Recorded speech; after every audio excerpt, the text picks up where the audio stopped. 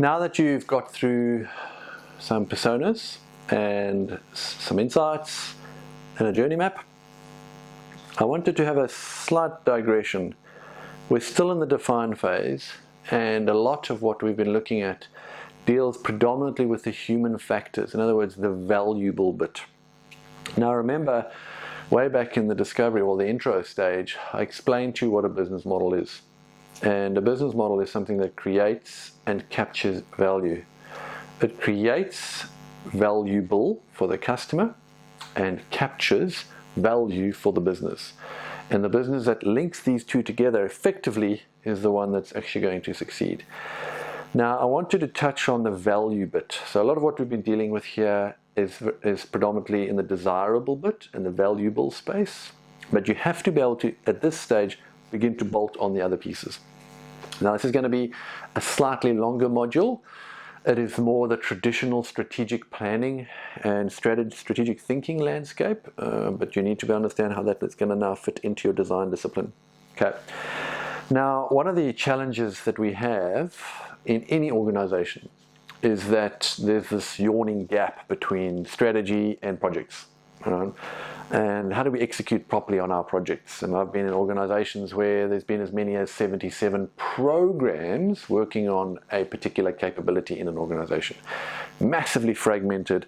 How many meetings is that? How many emails is that? Duplication of project managers, effort, all that other type of stuff. So there's this large gap that exists between our intent of what we want to perform and then actually how that's realized in the operating model and delivered through a series of projects.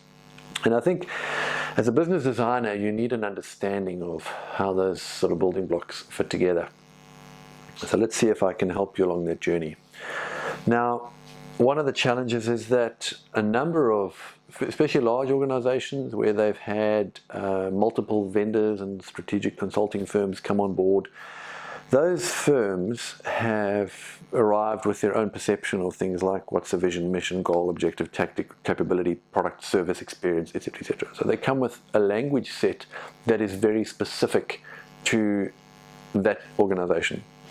And often they're not standards compliant. So, whenever a new firm comes on board, they bring this new language with them and they produce artifacts that are based upon that language.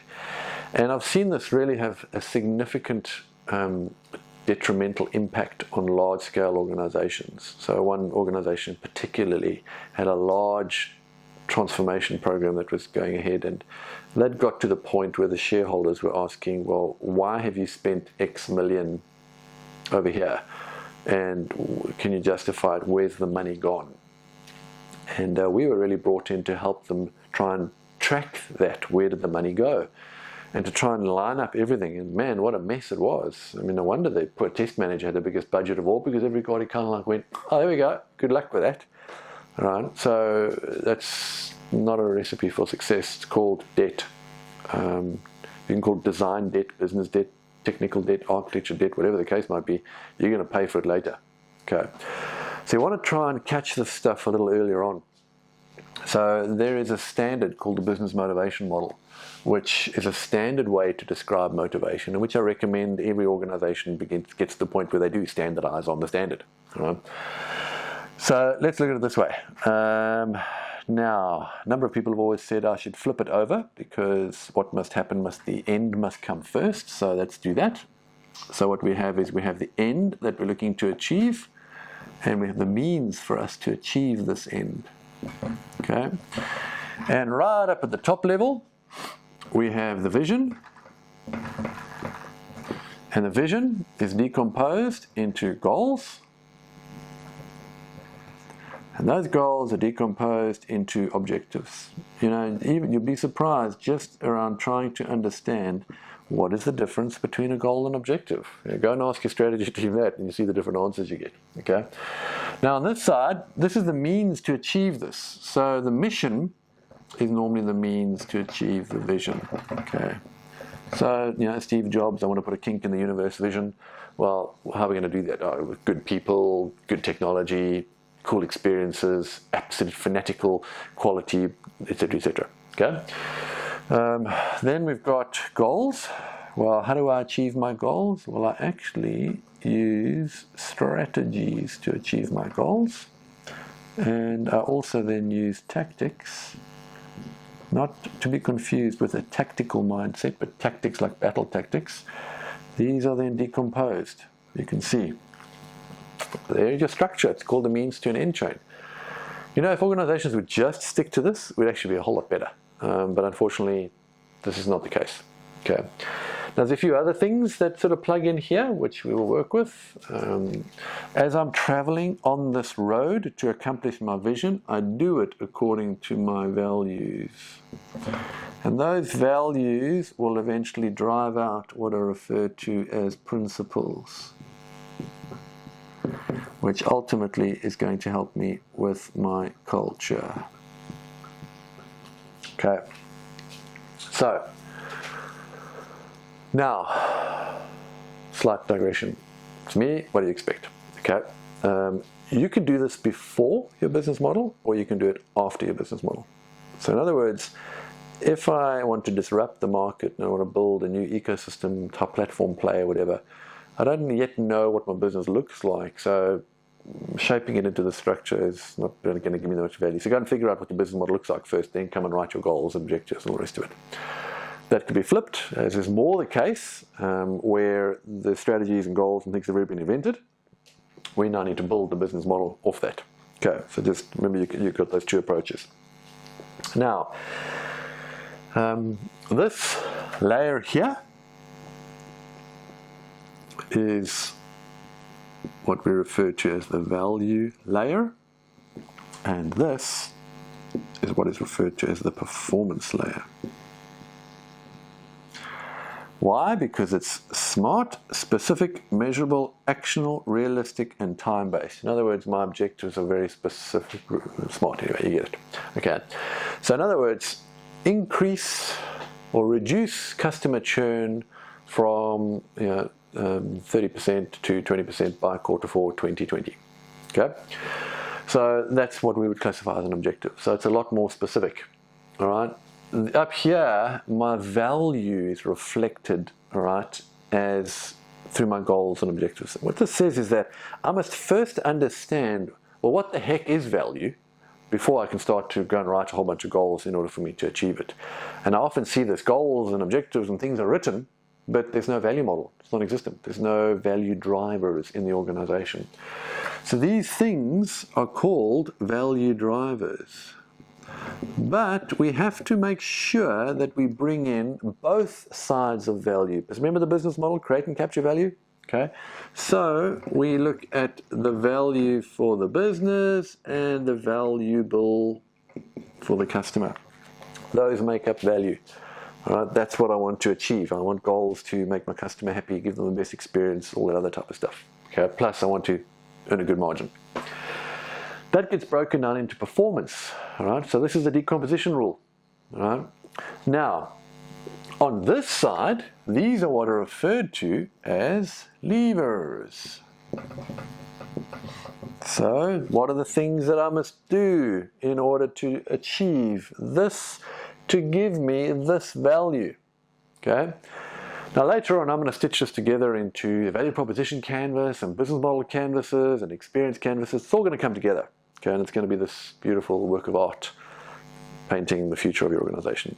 Well, the question is, will it get implemented? Okay, well that's up to the agile teams to see whether they can get their heads into that space as well. And we'll also deal with that. So, this is what we've got. Now let's change color and let's look at a few other things. Up here are things like critical success factors.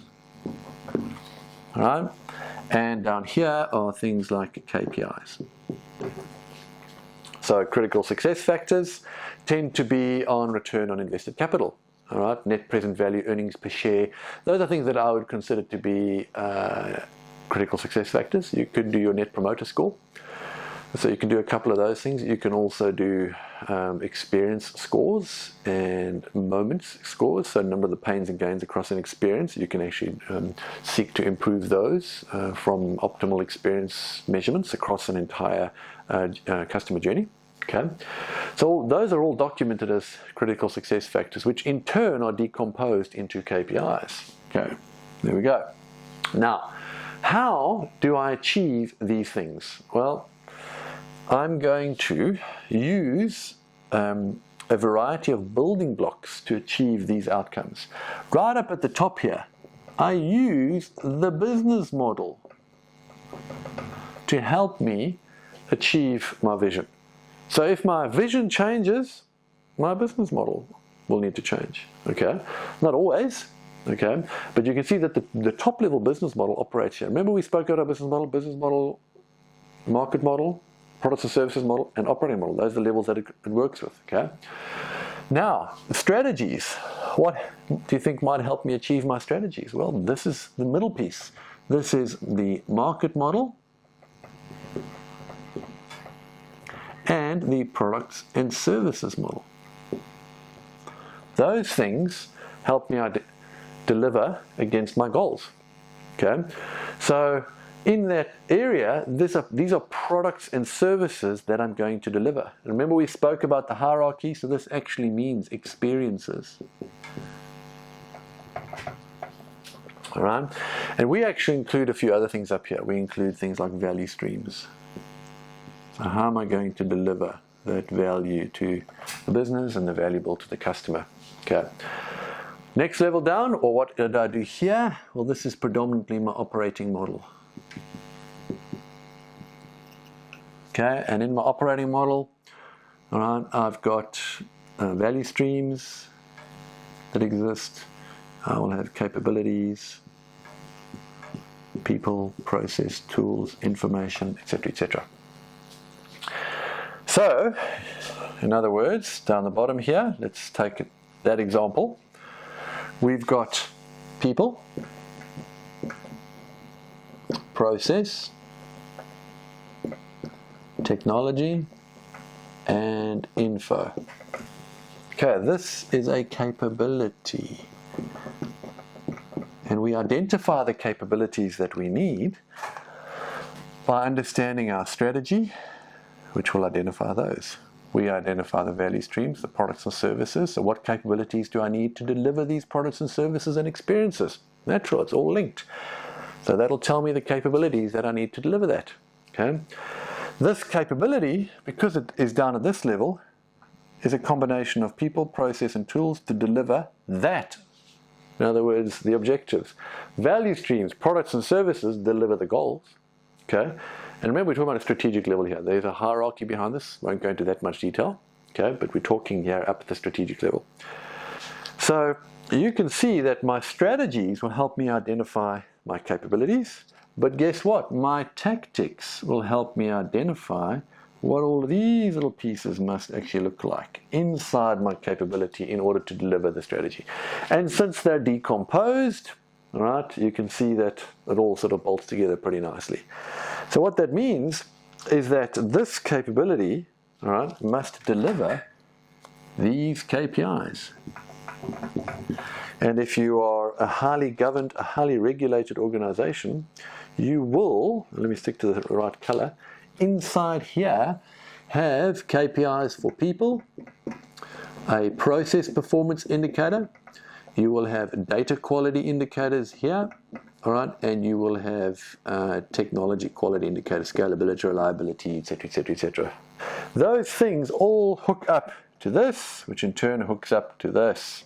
You can see it all decomposes very nicely. And you're going to think I'm smoking my socks. Who goes to this level of detail? If you're highly regulated industries, you need to do this stuff. And the reason your organizations aren't delivering effectively is because this stuff actually isn't done. The realization of these beautiful abstract things that you create and how it plugs into the business isn't being done in a standardized manner. So when you come, the time comes for you to plug in a cool new product and service, this stuff's broken. The viability pieces and the feasibility pieces aren't working well together. So it takes you $10 million and 3 years to get that simple idea to market. Okay, so it's important for you to remember that. People look at this and they prefer to play up top here in the innovation space and the cool ideas, but ultimately that has to be realized into an organization, and these are the types of things that you need to actually put in place in order to realize it. Okay, so this is the structure referred to as a business motivation model. Now, I believe I've covered everything, except to say that here culture, by the way, can you see has a people bit? So those pieces also tie in nicely with that piece there. So you can see motivation model, very, very influential in understanding how to create your business model. Here it is. Okay.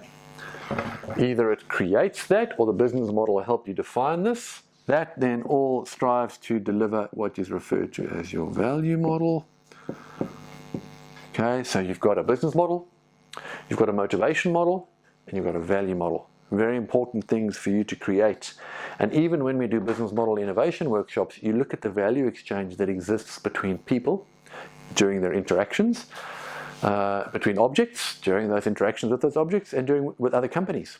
All right, so what is the value exchange that actually exists? Because that's really going to help you identify what is the value that you're providing to entities in this broader ecosystem. All right, now this gets used to help you define what are referred to as your design principles, which we'll do towards the end of the define phase. So really it's a guide as you begin to now put a little bit of feasibility and viability lenses on to the things that you want to create to solve the problems that you're going to identify at the end of this define phase. Okay, so I'm introducing this here because sometimes it's good to have this lens on when you start to think of the problem space and also the how might we question. Okay. If you don't want that to be clouded by this, park it aside, do it later. Do it towards the end of your define phase, not before your problem and how might we question and design principles. Do it after that. Okay, good. So there's no activity off the back of this, but this is really just to give you an idea of how it all fits together. See you soon.